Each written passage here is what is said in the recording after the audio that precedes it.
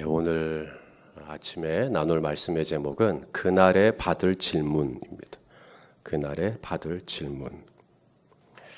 요한일서 말씀, 저도 이 요한일서 말씀이 이렇게 어려운 말씀인 줄 잘 몰랐습니다. 사도 요한이 썼고, 또 사도 요한은 사랑의 사도고, 또 요한일서는 사랑의 서신이니까 그냥 사랑이라는 그 아주 달콤하고 그리고 아주 은혜로운 위로가 풍성한 내 삶에 어떤 희망을 주는 그런 내용이지 않을까. 근데 그렇지 않더라고요. 이 요한복음 6장에 보면 예수님이 사람들에게 이렇게 얘기를 합니다. 내 살을 먹고 내 피를 마시는 자는 영생을 얻으리라.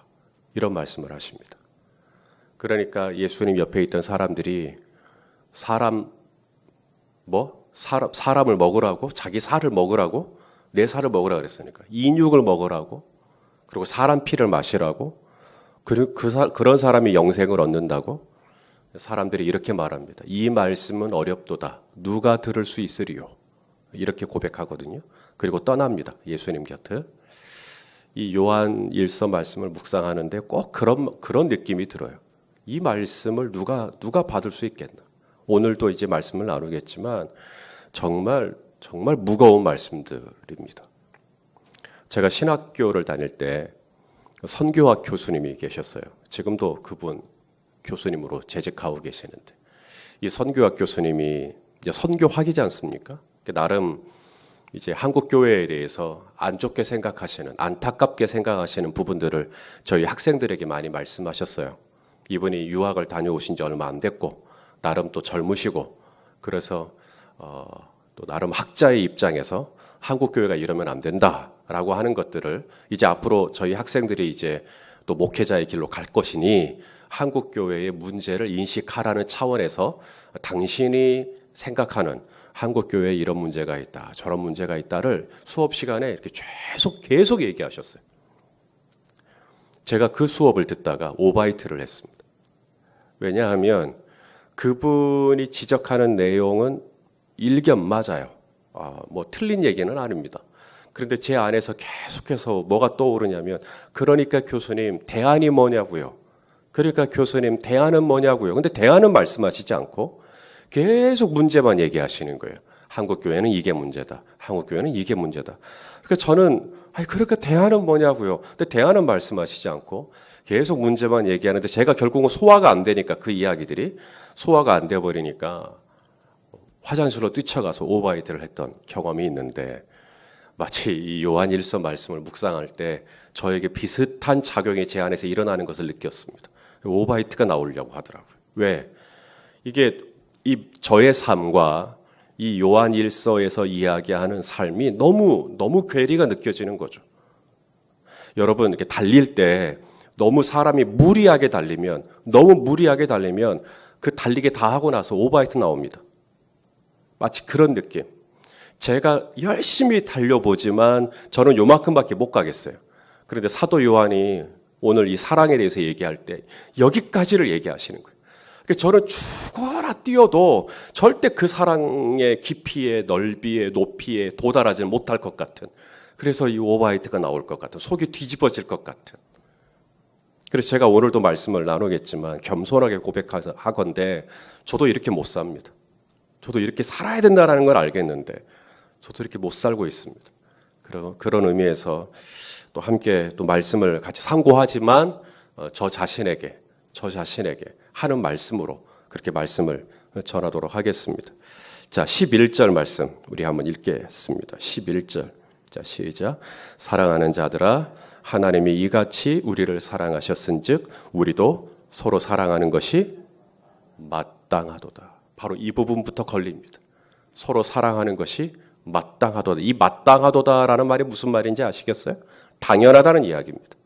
당연하다. 무슨 말이냐면 우리 아이들이 횡단보도를 건널 때 초록 불일 때 건너요? 빨간 불일 때 건너요? 초록 불일 때 건너죠. 초록 불일 때 애가 건너기만 건너면 학교장이 상을 주죠. 광주 광역시장이 상을 줍니까? 대통령상을 받습니까? 아니, 초록 불을 때 횡단보도 건너는 건 지극히 당연한 겁니다. 그 뜻입니다, 지금. 형제를 사랑하는 게 당연하다는 거예요. 너무나 당연하다는 이야기를 좀 하고 있는 겁니다. 비가 오면 우산을 쓰고, 먼지가 지금처럼 미세먼지가 있으면 마스크를 쓰고, 바람이 불면 옷깃을 여미는 것이 지극히 당연하듯이 형제를 사랑하는 건 너무나 자연스러운 거고 너무나 당연한 거고, 이런 말씀을 지금 하고 있는 겁니다. 자, 12절도 보겠습니다. 12절. 자, 읽어보시죠. 시작. 어느 때나 하나님을 본 사람이 없으되 만일 우리가 서로 사랑하면 하나님이 우리 안에 거하시고 그의 사랑이 우리 안에 온전히 이루어지느니라. 자, 우리가 서로 사랑하면 하나님이 우리 안에 거하신대요. 우리 안에 거하신대요. 지금 이 시간, 이 새벽에 우리 하나님이 우리와 함께 거하고 계시는 것을 믿으십니까? 하나님이 지금 우리와 함께 거하고 있다는 증거가 뭐죠? 하나님이 지금 이 본당에, 이 현장에 지금 함께 있다는 증거가 뭐죠? 우리가 찬송가를 부르고 있기 때문입니까? 아니면 우리가 기도를 하고 있기 때문입니까? 아니면 지금 우리가 설교 말씀을 듣고 있기 때문입니까? 우리가 이런 종교적인 행위를 하는 거니까 하나님이 이 가운데 거하시겠구나. 진짜 하나님이 우리 안에 거하신다면 마땅한 열매, 당연한 열매가 뭐라는 거죠? 형제를 사랑하는 거래요. 형제의 허물을 덮어주는 거고요. 형제의 실수를 가려주는 거고요. 형제가 잘못을 했는데 그걸 그냥 제가 이렇게 모른 척 해주는 거예요. 그게 사랑이래요. 무엇보다도 뜨겁게 서로 사랑할지니 사랑은 허다한 허물을 덮느니라. 하나가 더 있어요. 자, 17절 말씀도 보겠습니다. 자, 17절 시작. 이로써 사랑이 우리에게 온전히 이루어진 것은 우리로 심판날에 담대함을 가지게 하려 함이니 주께서 그러하심과 같이 우리도 이 세상에서 그러하니라. 우리가 왜 사랑해야 하는가? 그게 너무나 당연한 거기 때문에. 우리가 왜 사랑해야 하는가? 하나님이 우리 안에 거하신다는 증거이기 때문에. 우리가 왜 사랑해야 하는가? 마지막 날, 그날 심판대 앞에 섰을 때 담대함을 갖게 하기 위해서. 그러니까 이 심판날 앞에 우리 언제가 다 설 거잖아요. 고린도후서 5장 10절 말씀. 고린도후서 5장 10절 말씀. 자, 시작. 이는 우리가 다 반드시 그리스도의 심판대 앞에 나타나게 되어 각각 선악간에 그 몸으로 행한 것을 따라 받으려 합니다. 자, 심판대 앞에 반드시 서게 된대요. 그날. 그러면 심판을 받겠죠? 심판을 받을 때 그 심판의 기준이 뭐냐? 각각 한 사람 한 사람. 저하고 아내하고 한 묶음이 아닙니다. 저 따로 제 아내 따로입니다. 각각 하나님 앞에 선악간에 어떻게 살았나? 그 몸으로 어떻게 행했나? 그러면 이게 뭐죠? 그 주님 앞에 섰을 때, 심판대 앞에 섰을 때 담대함을 가지려 함인데, 심판대 앞에 섰을 때 담대함을 갖는 게 뭐냐? 적어도 신앙생활 30년 했습니다. 그럼 담대해지는 건가? 제가 그래도 성경 창세기부터 요한계시록까지 10번 이상 통독했습니다. 그러면 담대해지는 건가? 저 전도 한 200명 했습니다. 그러면 담대해지는 건가? 하나님 앞에 딱 언젠가 우리 반드시 다 서게 될 거고, 서게 되면 각각 선악간에 하나님 앞에 그 행위를 따라 판단을 받게 될 때 어떤 행위가 기준이 되는가? 형제를 사랑했느냐?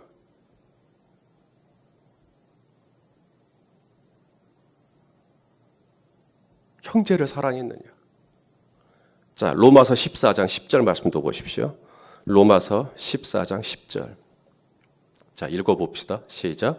내가 어찌하여 내 형제를 비판하느냐? 어찌하여 내 형제를 업신여기느냐? 우리가 다 하나님의 심판대 앞에 서리라. 성경은 일관성이 있어요. 우리가 심판대 앞에 서게 되면 하나님 앞에 받게 될 질문이 있다라는 거죠. 내 형제를 왜 비판했느냐? 네 형제를 왜 업신여기느냐?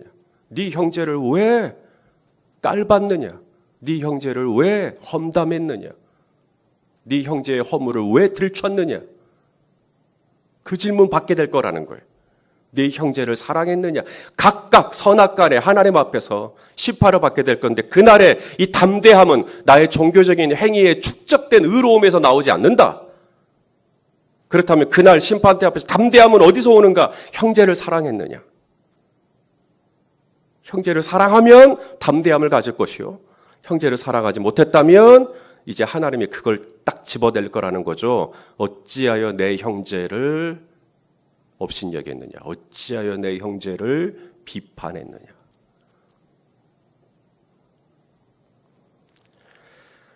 우리는 어렸을 때부터 돈으로도 못 가요, 하나님 나라. 믿음으로 가는 나라, 하나님 나라.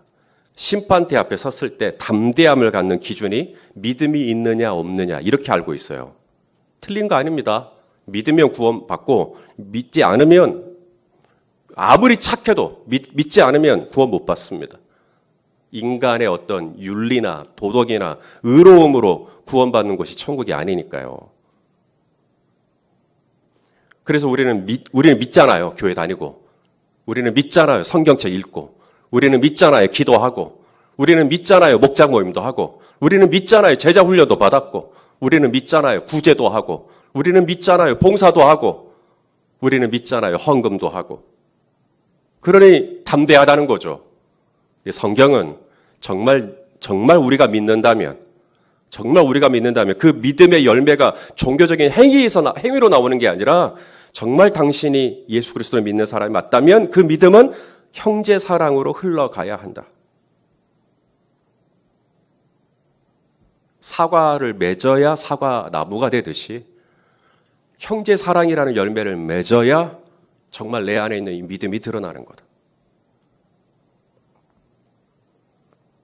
겉으로는 얼마든지 믿음 있는 것처럼 할 수 있어요. 이 말씀이 좀 불편하게 들리시겠지만 저 자신부터 들으라고 한 얘기입니다. 기도할 수 있습니다. 사랑 없이. 방언할 수 있습니다. 환상도 볼 수 있어요. 예언도 할 수 있습니다. 사랑 없이. 굉장히 믿음 있는 것처럼 보여요. 기도를 막 1시간, 2시간 하니까 얼마나 믿음 있는 것처럼 보입니까? 날을 새고 기도하고 방언을 하고 예언을 하고 꿈을 꾸고 정말 믿음 있는 것처럼 보여요. 그런데 당신이 어떤 음성을 듣건 당신이 어떤 환상을 보건 그건 정말 믿음 있는 것처럼 보이지만 진짜 당신의 믿음의 열매는 어디로 이어져야 되는가? 형제가 허물이 드러났을 때, 형제가 실수했을 때, 형제가 잘못했을 때 내가 이것을 덮어줄 수 있겠는가? 지난번에 우리가 읽었던 말씀인데 요한일서 3장 17절 요한일서 3장 17절 이게 사랑이래요. 자, 읽어보시죠. 시작. 누가 이 세상의 재물을 가지고 형제의 궁핍함을 보고도 도와줄 마음을 닫으면 하나님의 사랑이 어찌 그 속에 거하겠느냐. 그러니까 이 사도 요한이 이야기하는 이 사랑은 굉장히 추상적이지 않아요. 사도 요한이 우리에게 들려주고 있는 사랑은 굉장히 구체적입니다. 디테일합니다. 그것은 뭐냐면 형제가 어려울 때 도와주는 게 사랑이다. 형제가 지금 슬픈 일을 당했을 때 살펴주는 게 사랑이다.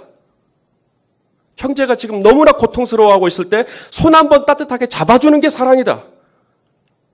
형제가 차비가 없다 그러면 차비 주는 게 사랑이다. 저도 언젠가 심판대 앞에 설 거예요. 여러분들처럼. 그런데요, 저도 서는 게 심판대고 여러분도 서는 게 심판대인데요. 하나님이 심판하시는 이 엄격한 기준은 좀 다릅니다. 저는 우리 성도님들보다 훨씬 더 엄격하게 심판을 받게 돼요. 그게 저의 위치입니다. 성경도 그렇게 말합니다. 야고보서 3장 1절에 내 형제들아 너희는 선생된 우리가 더 큰 심판을 받을 줄을 알고 선생이 말이 되지 말라. 더 큰 심판이래요. 그러니까 심판은 다 받게 되는데 저는 좀 더 큰 심판을 받습니다. 더 엄격한 심판을 받아요. 왜? 지도자였으니까. 제가 어떻게 하느냐에 따라서 이 공동체가 달라지거든요. 그러니 제가 하나님 앞에 받는 심판은 절대 여러분 수준일 수가 없습니다. 저는 조금 더 디테일하게 들어갑니다. 그러면 하나님께서 저에게 물으시는 질문이 뭘까요? 열린 배대교에서 얼마나 목회했느냐? 연수를 물어보시겠어요? 아닐 거잖아요. 얼마나 교세가 됐느냐? 이건 총회나 노예사랑 관심 있지. 하나님 나라에서는 관심 없잖아요.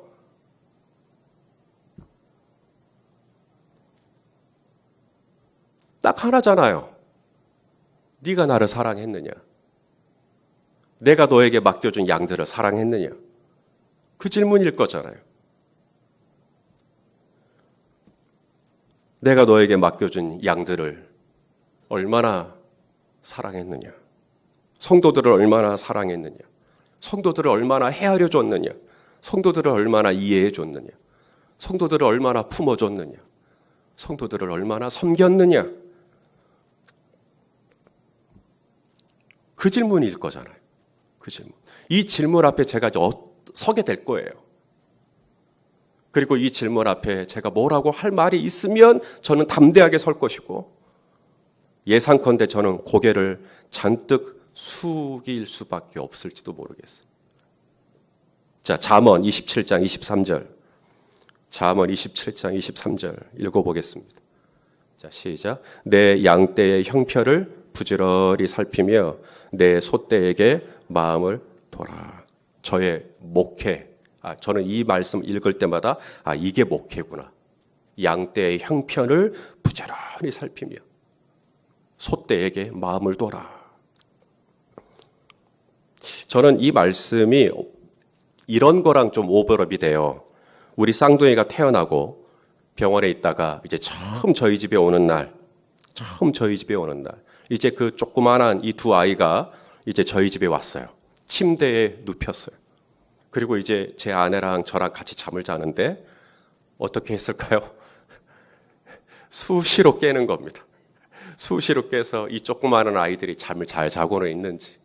그래서 숨소리 확인하고, 그리고 또 자고, 또 다시 또 깨서 애들이 잘 자고 있는데 또 깨고. 그 사랑. 그렇게 살피고.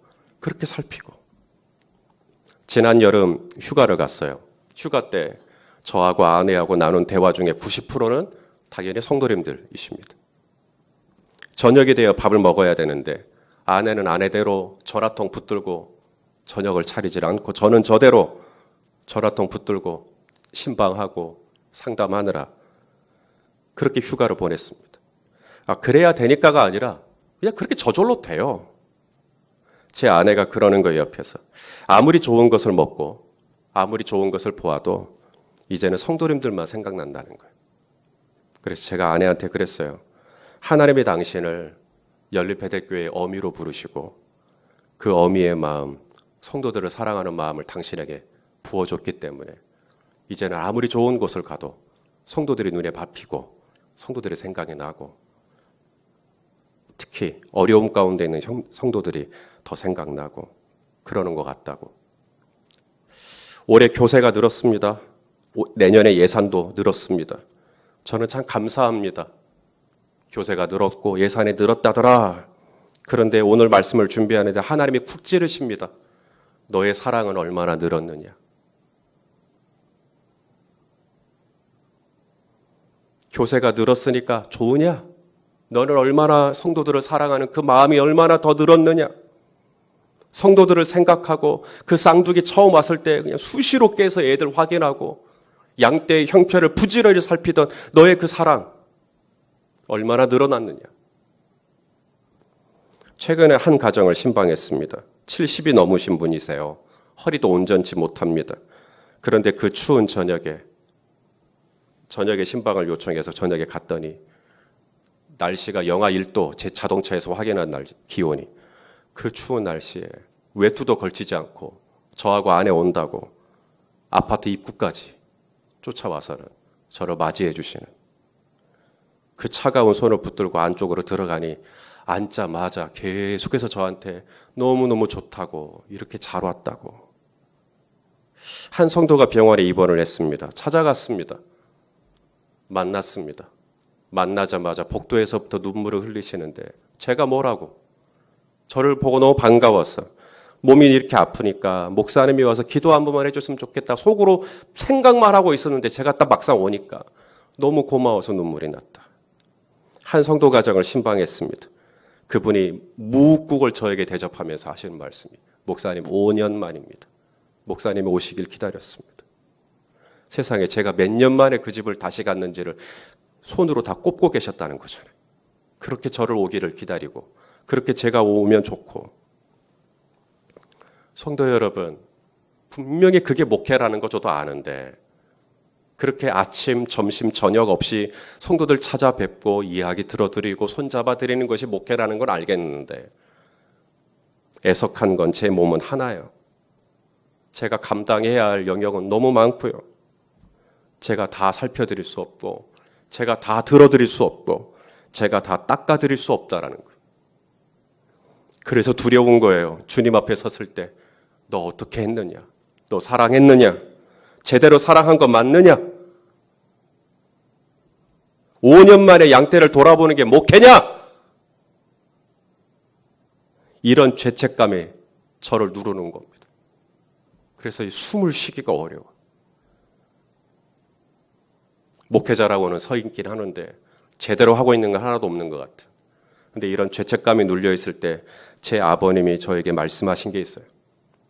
제 아버님은 은퇴할 당시 5천 명이 넘는 성도를 목회하고 계셨어요. 제 아버지가 5천 명이 넘는 성도를 일일이 살피는 건 불가능합니다. 그래서 제 아버님도 저랑 똑같은 이 죄책감을 가졌어요. 내가 성도들의 이름도 이제는 잘 모르겠고 성도들의 자녀들 이름도 잘 모르겠고 이제는 한 성도를 만나려면 교구가 10교구가 넘어가니까 10년 만에 만나야 되고 그게 너무 제 아버님을 눌렀어요. 근데 하나님이 그 눌린 마음으로 기도하는데 제 아버님에게 이랬대요. 네가 나를 사랑하느냐? 네가 성도를 사랑하느냐? 예, 사랑합니다. 그럼 내 어린 양을 먹여라. 네가 나를 사랑하느냐? 네. 그러면 내 양들을 먹여라. 그러더래요. 그게 뭘까? 그냥 밥 사달라는 얘기는 아닐 거잖아요. 지금 하나님이. 양들을 먹여라. 그게 뭘까? 아, 말씀 준비 더 철저히 하라는 얘기구나. 그래서 제 아버님은 정말 성도를 사랑하고 교회를 사랑하는 이것을 하나님의 말씀을 더 집중해서 연구하고 하나님의 말씀을 최선을 다해 전하는 것으로 당신의 사랑을 했었노라고. 그러면서 저한테 이제는 그런 사랑으로 넘어갈 때가 되었노라고 저한테 말씀해 주셨던 것이 기억이 납니다. 초대교회 베드로가 한 번 설교하니까 3천 명이 회개하고 베드로가 한 번 설교하니까 5천 명이 회개하고 세례받고 세상에 3천 명, 5천 명 이 교회 어떻게 감당하면 좋아요? 사도들은 12밖에 안 되는데 성도는 5천 명, 3천 명이 넘어가니 다 돌아볼 수가 없죠. 아니라 다를까 문제가 터졌어요. 구제 사역하다가 교회가 히브리파, 헬라파 쪼개지길 위기에 놓였어요. 어떻게 하면 이 교회의 분열을 막을 것인가? 어떻게 하면 교회의 하나됨을 지킬 것인가? 사도들이 뭐라고 했죠? 사람을 세우고 사람을 보강하고 조직을 세워서 그래서 이 구제 사역을 전문으로 할 수 있는 집사님들을 세우자. 여기까지 좋았어요. 근데 하나가 더 있었어요. 하나가 더 있었어요.